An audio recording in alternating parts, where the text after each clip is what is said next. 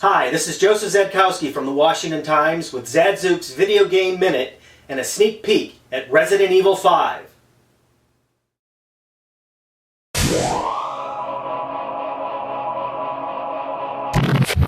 Capcom's Resident Evil 5!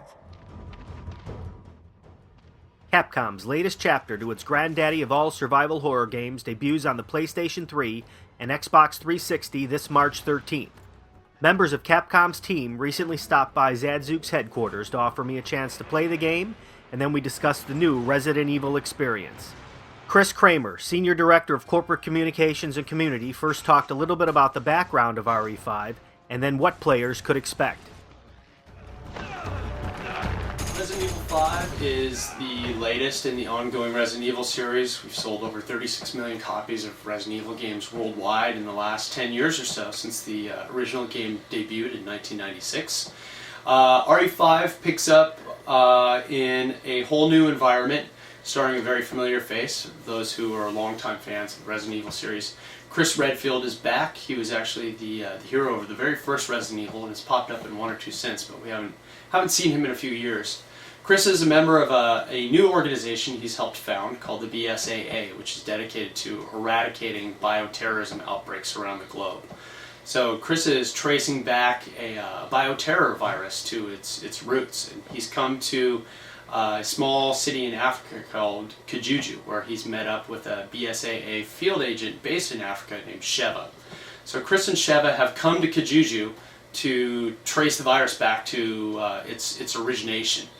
And as they've come into Kajuju, they found that bad things are happening. Essentially, there's some horrible group of people who are actually forcibly mutating and infecting the people in this town, and animals as well, causing a large outbreak of this new virus.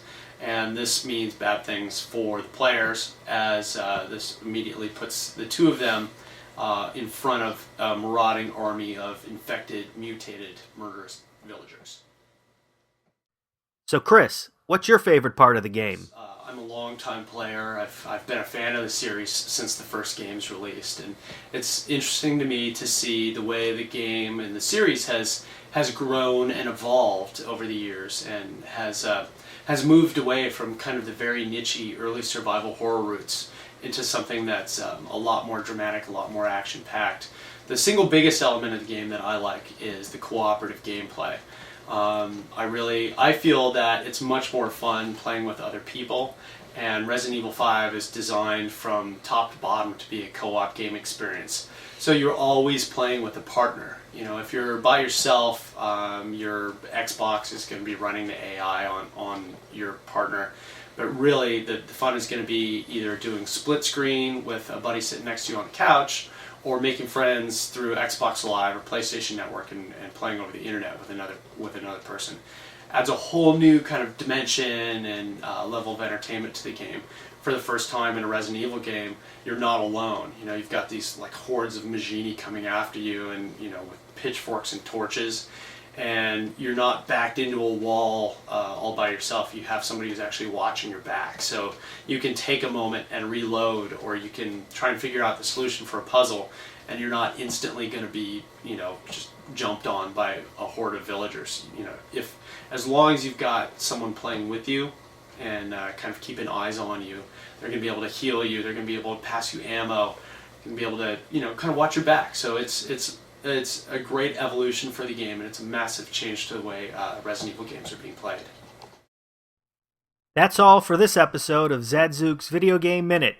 Thanks for watching and playing. I'm Joseph Zadzooks.